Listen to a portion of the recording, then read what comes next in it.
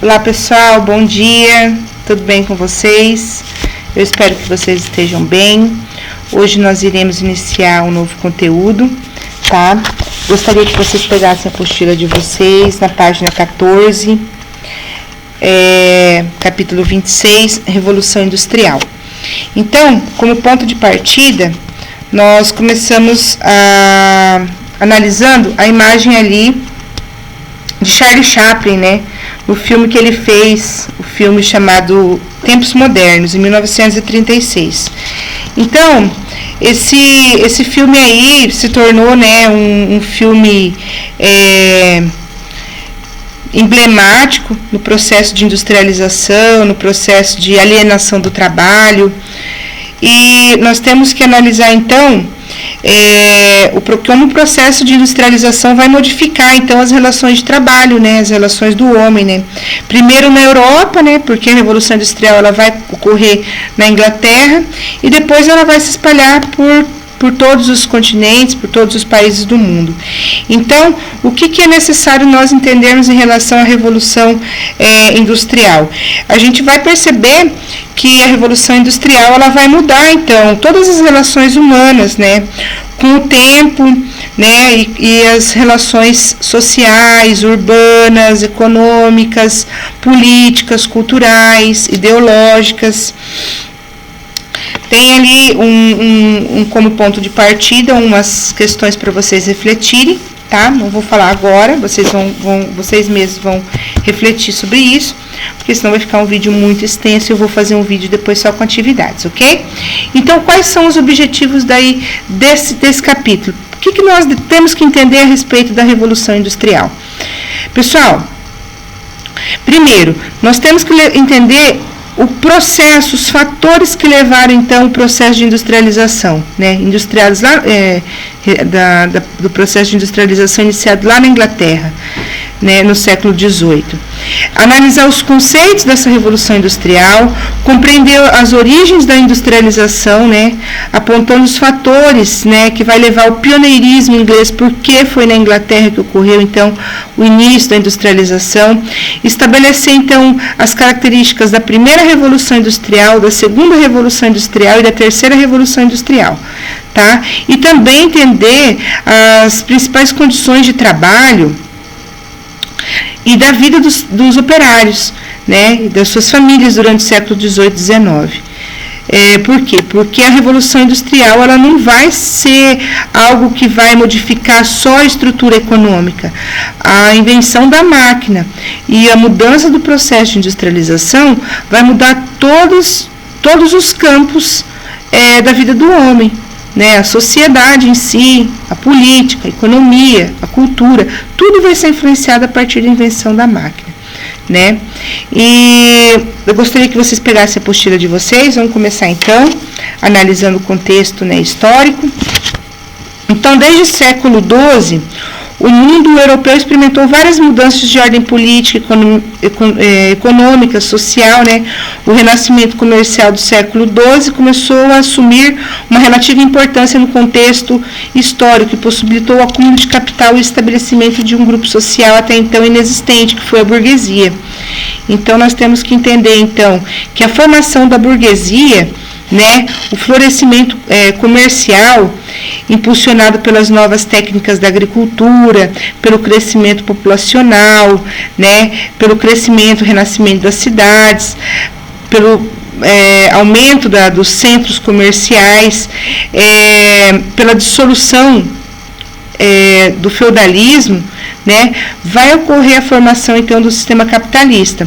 Além desses processos aí de mudança do trabalho, das estruturas de produção, né, que vão se modificar, vai dar, então, vai dar reflexo, então, lá no século XVIII, né, no século XIX, que a característica mais comum é esse ritmo, né, agitado do mundo industrial e urbano que temos hoje. Então, no decorrer desses 3 séculos, várias regiões vão então viver então esse intenso processo de industrialização, acompanhado pelo crescimento da população urbana. Qual é o conceito então de revolução que nós compreendemos aqui? Então, quando eu falo para vocês, vou fazer uma revolução aqui no meu cabelo, vou fazer uma revolução na minha casa. Então, eu vou fazer o quê? Uma mudança, uma transformação. Então, no primeiro momento, então, quando nós falamos de revolução, falamos em mudança, mas também revolução também algo que assemelha ao que? A revoltas, né? A perturbação.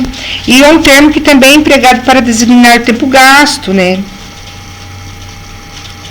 Ou seja, existem vários significados para revolução, mas quando empregado no sentido, então, de indicar mudanças profundas que alteram, né, a nossa forma de vida, nós usamos então o sentido da palavra revolução industrial como uma expressão que designa mudanças profundas e alteram a nossa vida, o estado das coisas, né? As relações de trabalho, de bem de consumo, né? Do ponto de vista histórico, nós concebemos a Revolução Industrial como um processo de mudanças que ocorreram, né, em todos os sentidos da nossa vida, né? E vai substituir um modelo, né, de organização de sociedade que até então era artesanal por um processo de organização industrial. Então, nós temos que entender primeiro as origens, né, da revolução. Como era feito, por exemplo, um sapato? Então, por exemplo, um sapato. Para mim, na Idade Média, para mim ter um sapato, eu tinha que encomendar um sapato num sapateiro. O sapateiro, ele era o único responsável para a fabricação do sapato. Então, ele demorava meses para fabricar um sapato. Ele era o único responsável nessa fabricação. Ele que curtia o couro, que cortava o couro, que fazia a sola, que recortava o couro para colar na sola, ele que pregava a sola, ou seja, o processo era artesanal. Com o passar do tempo, o modo de produção também vai ser alterado. Então, vai começar a surgir as manufaturas, a divisão do trabalho. Então, uma pessoa se especializa no couro, a outra se especializa na sola, a outra se especializa no recorte, a outra se especializa na costura. O que vai acontecer com a implementação da manufatura? Vai aumentar o processo de produção, né? E vai aumentar também a qualidade do produto. E isso também vai acontecer no terceira forma de produção, que é a industrialização, que é feita, né, muito mais sapatos em muito pouco tempo. Então, o que a revolução traz para a gente com o invento da máquina? A diminuição do tempo, né, e da nossa energia. Então, por exemplo, para mim ir ao mercado, eu levo 20 minutos a pé. De carro eu levo 3 minutos. Então, o que a máquina vai trazer para o homem, né?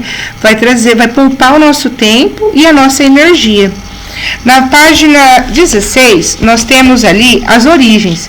Então, ele cita Braudel, um historiador Fernando de Braudel, que ele diz, ele tem o seguinte conceito sobre a origem da Revolução Industrial, que a Revolução Industrial se inicia ou emerge na Inglaterra pelos anos de 1750 e 1760 e é resultado de outras revoluções que antecederam do mesmo modo e abriu porta a uma série de revoluções que são sua descendência direta. Outro historiador, que é Robert Marx, ele sustenta que a Revolução Industrial originou-se da coincidência de desenvolvimentos e processos históricos que se interrelacionam em determinado momento. Outro historiador importante também, que é Eric Hobsbawm, estudei muito Hobsbawm na faculdade, ele afirma que, apesar das condições do século XVI e do século XVIII permitirem que houvesse, né, lugar no mundo apenas para uma potência industrial avançada, justamente a Inglaterra não se podem estudar as origens da Revolução Industrial na Inglaterra exclusivamente em termos de história inglesa. Então, desse modo, para compreender as origens da Revolução Industrial, é preciso considerar, então, que o renascimento das cidades, o desenvolvimento da economia mercantil, os aliados da expansão marítima europeia, o estabelecimento de novas colônias na América, né, que vai fazer o quê? Que vai favorecer o acúmulo de capital primitivo, né? Então, entre os séculos XVI e XVII, também nós temos que citar os cercamentos, né, dos campos dos ingleses e a apropriação das terras de uso comum pelos proprietários latifundiários, né, para o despovoamento das zonas rurais e a consequente migração desses camponeses expulsos das suas terras para a cidade.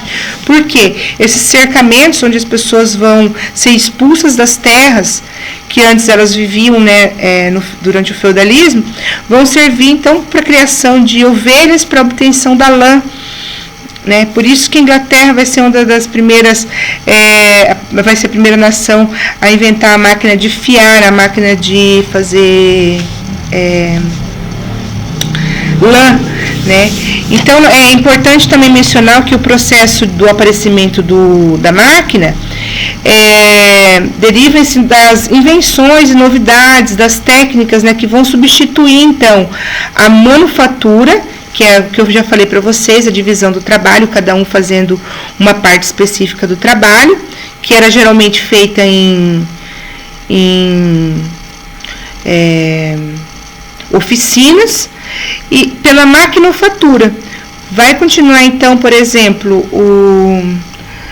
as profissões, né? O faqueiro, o sapateiro, o padeiro, o alfaiate na sua oficina, porém vai introduzir dentro da sua oficina a máquina. Então, as inovações, né, que vão estar relacionadas então à invenção da máquina, vai estar ligada também a outros tipos de invenções, como que a metalurgia, né, que é a fundição do carvão, e a máquina a vapor, também, que vai permitir, então, de acordo com o historiador Pierre Vilar, multiplicar a produtividade do trabalho humano, reduzindo a um mecanismo cada vez mais barato. Então, para a gente definir, então, a manufatura, que eu já expliquei para vocês, é um termo derivado do latim, significa manus mais facere, que pode significar fazer com as mãos. No contexto histórico da Revolução Industrial, manufatura designa o trabalho ou o resultado dele realizado em máquina caseira ou manualmente. Como eu falei para vocês. Na página 17 tem uma imagem aqui, ó, de uma manufatura, né, ó, cada um exercendo uma função diferente dentro de uma oficina, tá? E a maquinofatura é o termo utilizado para indicar o trabalho realizado por máquinas ou com o emprego delas, ok? Na página 17, ainda na página 17, a agricultura também foi um outro fator que favoreceu o processo da Revolução Industrial. Com os cercamentos, as propriedades rurais passaram então a ser administradas segundo critérios capitalistas, isto é, a produção agrícola foi adaptada para a produção em massa, né, direcionada à venda. Então, além disso, ocorreram a adoção de novas culturas agrícolas, né, com maior uso de produtos de origem americana, como batata e milho. Alguns estudiosos consideram a batata um dos principais fatores que impulsionaram a Revolução Industrial na Inglaterra. Enfim, diante desses fatores apresentados aqui, ao considerar a Revolução Industrial como um resultado de inúmeros contextos históricos, favorecem ao entendimento que o processo histórico é também, então, tangenciado por diversos outros processos. Apesar disso, nós consideramos que a Inglaterra, então, seja a pioneira no processo de industrialização. Mas nós temos que entender por que a Inglaterra, né? E não a Portugal, Espanha, Alemanha. Então, o que estava acontecendo na Inglaterra para a Inglaterra, então, ser a primeira nação a sair na frente aí no processo industrial. Primeiro a gente considera a Inglaterra como pioneira, porque porque ela, enfim, o pioneirismo inglês, ele vai se dar por algumas circunstâncias. Uma das circunstâncias fundamentais para a gente compreender o pioneirismo inglês é o acúmulo de capital. Ou seja, a Inglaterra já havia uma burguesia consolidada, que já tinha dinheiro para investimento em máquinas. E esse foi o resultado, então, entre os outros fatores, também os cercamentos de terras, né, a desapropriação de terras e o aparecimento do maquinismo, o aparecimento da máquina e das transformações dos setores comercial e industrial.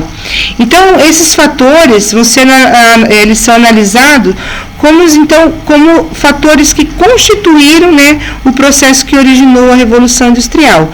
Então, vamos lá. Formação de uma burguesia já consolidada, os cercamentos das terras, o aparecimento das máquinas, né, e também a mão de obra, porque as pessoas tinham sido expulsas das suas terras a partir do cercamento e foram para as cidades. Então, tinha mão de obra suficiente para atender, então, esse mercado que estava aí emergindo aí na Inglaterra.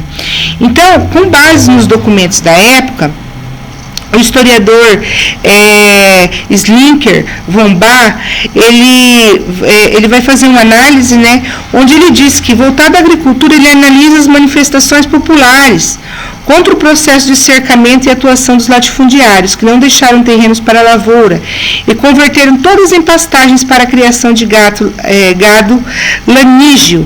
Que é o que gado lanígeo, gente? É ovelhas, né? Porque eles utilizavam a lã para a fabricação de roupas.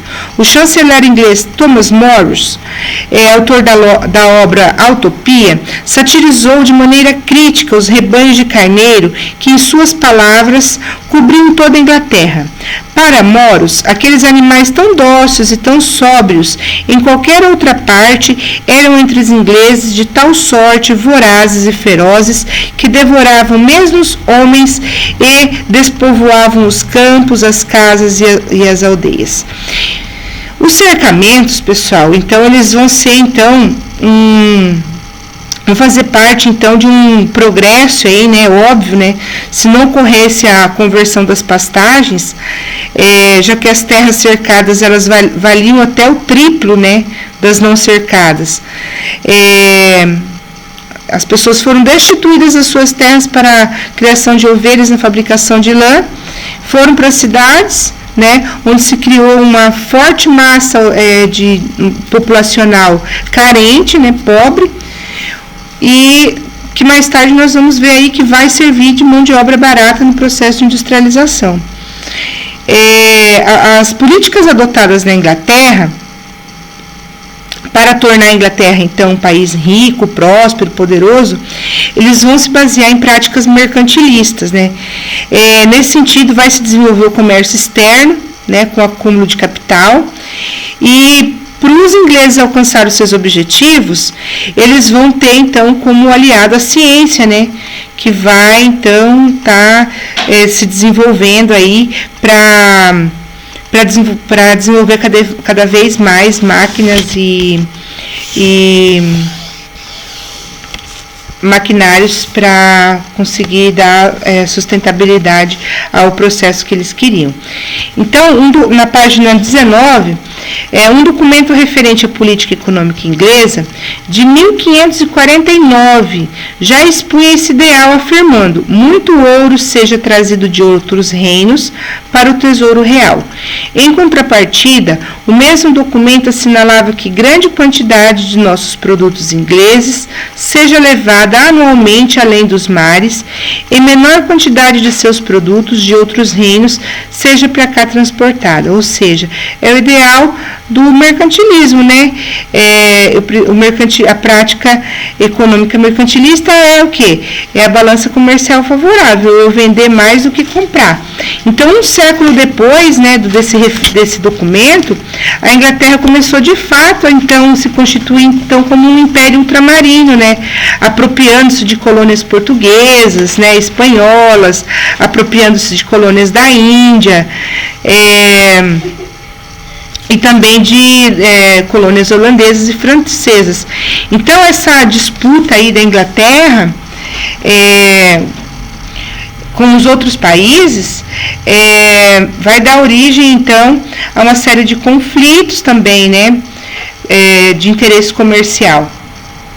Então, apesar, então, desses conflitos aí comerciais, nós temos, então, uma organização econômica da Inglaterra. E a Inglaterra vai se organizar economicamente para estar, então, saindo, então, desses problemas aí que eles criaram com os outros países.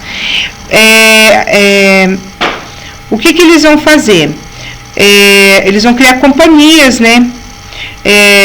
Essas companhias eram companhias de propriedade privada com licença, onde que os governos, então, para exercer o monopólio comercial, sempre vai seguir ideias mercantilistas. Então, vai surgir, então, monopólios comerciais que vão favorecer o acúmulo de capital nas metrópoles, sobretudo na Inglaterra. Então, como recursos financeiros abundantes, então, como eles tinham bastante dinheiro para estar investindo, né, em maquinarias, em indústrias, em setores produtivos, nós entendemos, então, que a partir daí, então, vai iniciar um processo de produção industrial grande. E essa transformação aí longa e lenta começou a ocorrer ao longo do século XVII e só vai consolidar, então, lá no século XVIII, né, com as características da Revolução Industrial. Muitos historiadores, eles entendem que esse processo histórico ele vai se resultar da expropriação dos trabalhadores de seus próprios meios de produção e de subsistência, ou seja, o trabalhador vai sendo substituído pelas máquinas, né? Além dos fatores que eu mencionei para vocês, presentes na Inglaterra do século XVIII, também é preciso destacar o quê?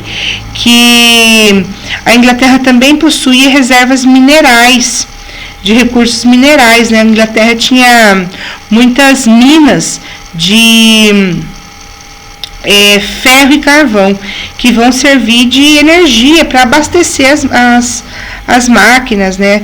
Abastecer as indústrias. Então, o algodão e a lã vai ser matéria-prima da indústria têxtil na Inglaterra, que tinha em abundância, né?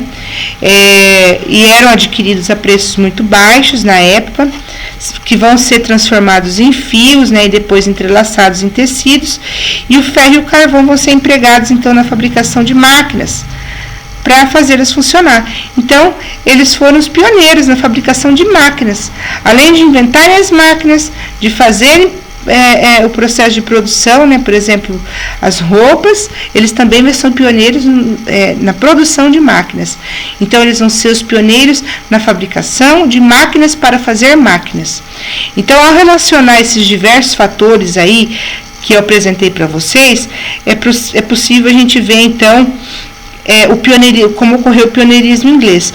Outras regiões e outros estados do mundo tinham mão de obra disponível, tinham matéria-prima barata, tinham recursos minerais, capital acumulado e tecnologia, né? Porém,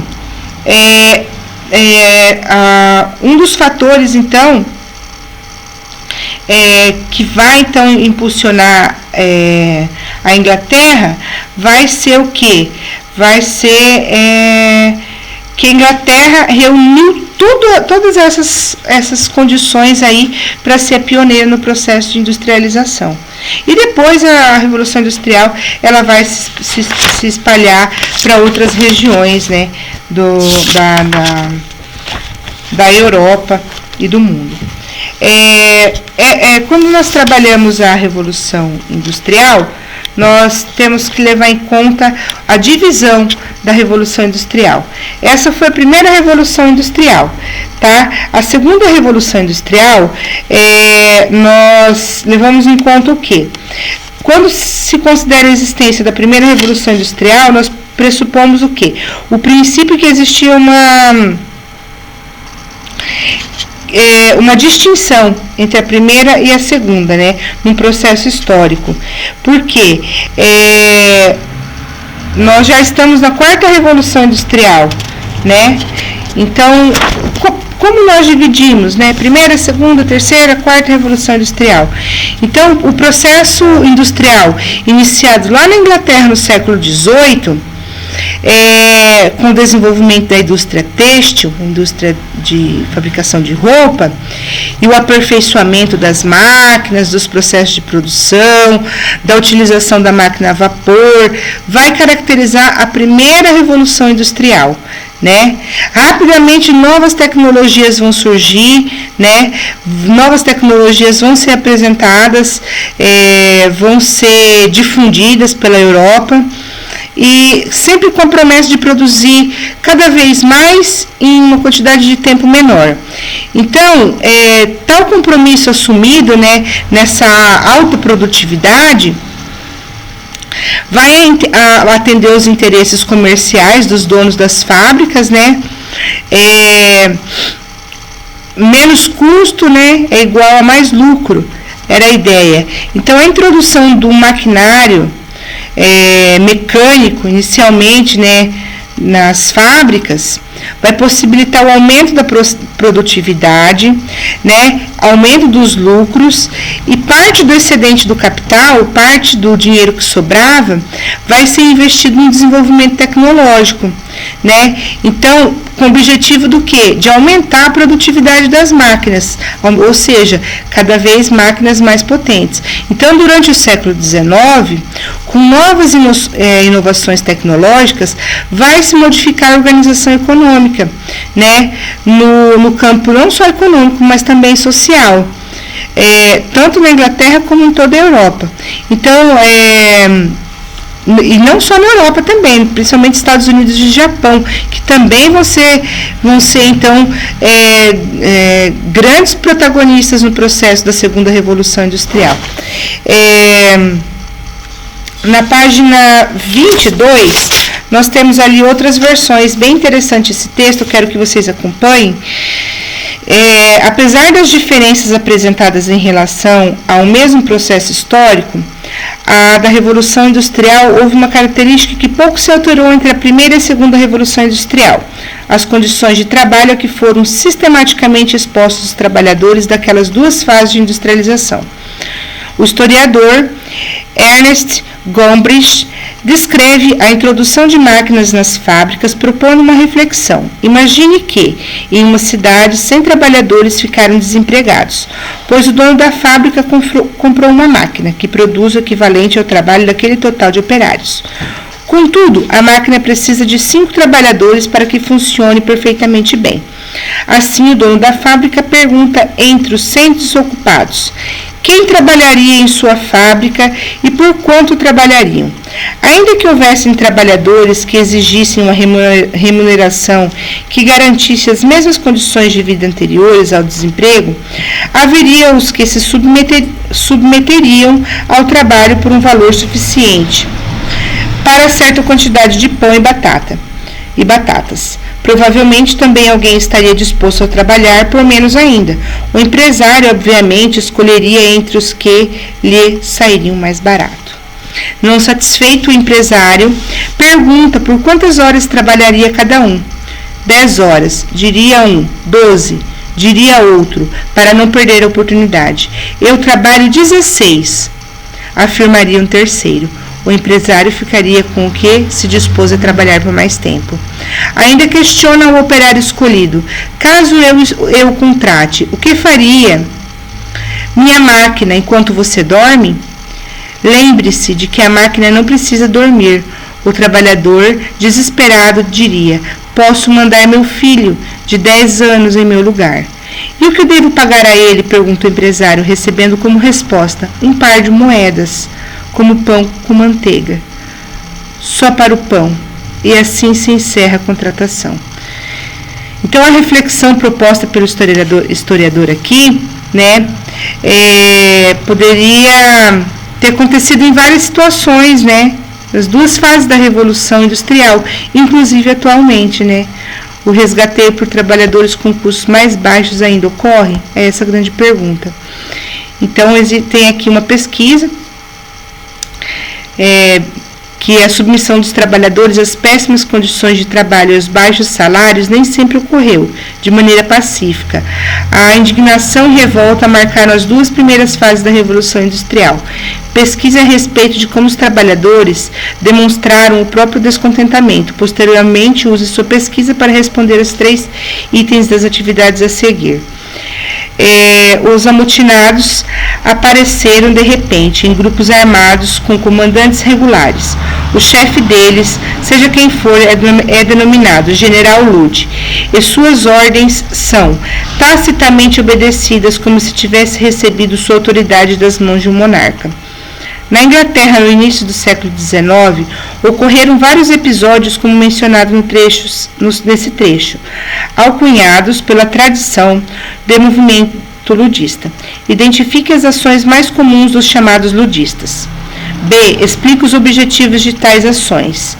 C. Alguns anos depois, líderes operários ingleses criaram um movimento político de grande repercussão, denominado cartismo. Explique os propósitos do movimento cartista. Pessoal, essa pesquisa eu vou querer que vocês façam, mas só para vocês entenderem, o movimento ludista foi um movimento onde o general Lud, né, eles vão culpar as máquinas pela grande pobreza e desigualdade social gerada na Inglaterra nesse momento. Então, nós temos que entender o seguinte: a Inglaterra, né, uma nação que até então estava se prosperando, estava surgindo aí capitalistas fortíssimos, né, no ramo industrial, mas uma classe populacional muito pobre, muito miserável, né, que trabalhava 16 horas por dia em troca de pão, onde crianças trabalhavam em ambientes insalubres, sem nenhuma higiene, né? Era comum ver crianças limpando chaminés, crianças apanhando dentro das fábricas, mulheres, né, sendo muitas vezes humilhadas, muitas vezes até violentadas dentro das fábricas. Então, quando nós trabalhamos a Revolução Industrial, nós temos que analisar por um cunho econômico, político, social, cultural, ideológico, né? A formação da classe operária ela foi muito importante, ela iniciou-se aqui, nesse processo aqui do movimento ludista, onde eles começaram a quebrar as máquinas. Por quê? Para eles, o grande culpado pelo desemprego, pela fome, pela exploração, eram as máquinas. Né? Então, é legal a gente entender esse processo aqui, né, do movimento ludista, o movimento ludista que vai dar início, então, aos processos de formação dos sindicatos, dos trabalhadores, de partidos políticos trabalhistas, né? Enfim. Então, vamos dar continuidade, né? Então, uma sucessão de inventos, né, e de aperfeiçoamentos vai permitir, então, que no final do século XVIII, o setor têxtil, que é o setor de fabricação de roupas, estivesse totalmente automatizado. Então, no século seguinte, os trabalhadores, né, até então responsáveis, então, por fazer as máquinas, foram substituídos por outras fontes de energia. Então, no início do século XIX, a energia era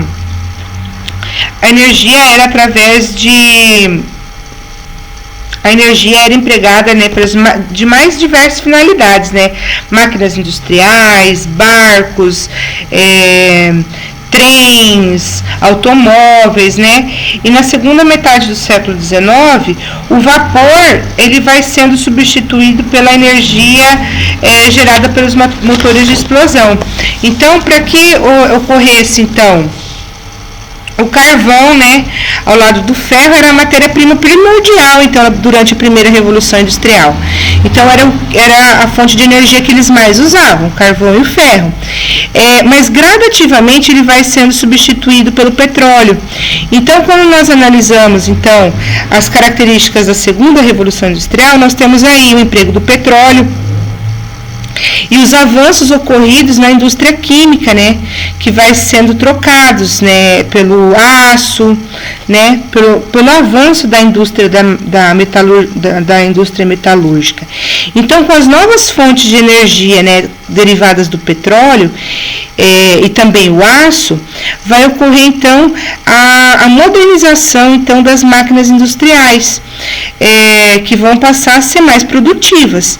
Então, esse processo industrial, ele vai modificar vai fazer uma série de modificações, né? Vai modificar os transportes, vai modificar a comunicação, né? A alta produtividade, ou seja, também vai modificar os mercados consumidores, né? Nós vamos passar a consumir mais. Então, vai modificar também o processo do consumo. E isso traz uma série de reflexões, tá, pessoal? Até para os dias de hoje, né?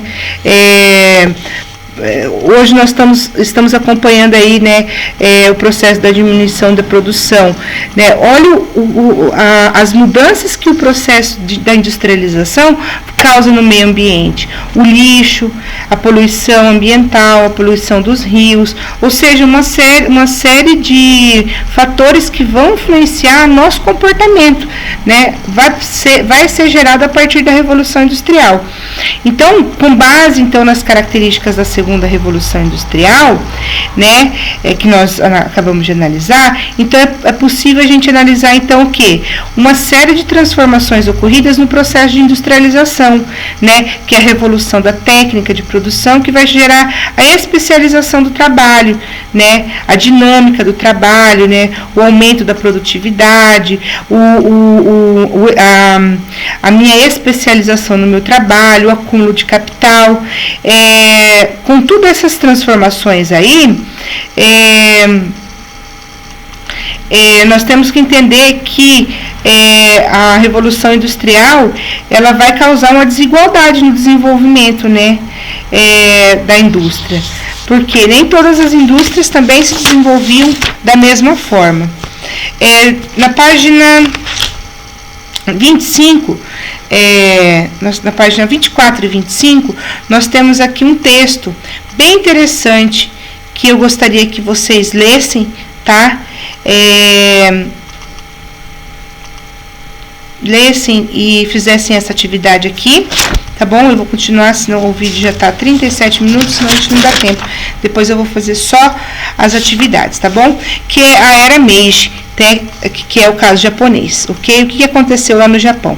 Então, a industrialização ocorrida no Japão é um exemplo, né, de como ocorreu diversas revoluções industriais diferentes em determinados locais do mundo. Então, só um momento. Então, no caso do Japão, né, ela vai, no caso japonês, vai ocorrer então mais de um século depois, né, de iniciada a Revolução Industrial na Inglaterra. Então, para a gente entender, né, as razões, né, pelo qual o Japão demorou então